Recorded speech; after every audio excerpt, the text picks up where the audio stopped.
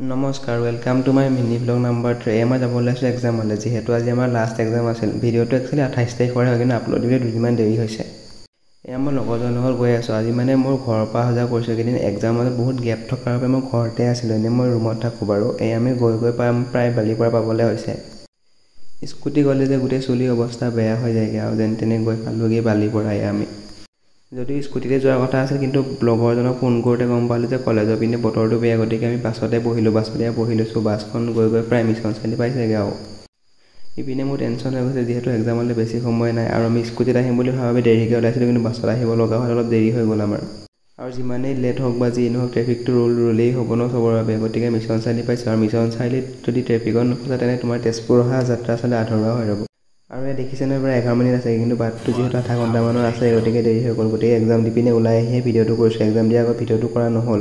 এয়া আমাৰ কলেজখন।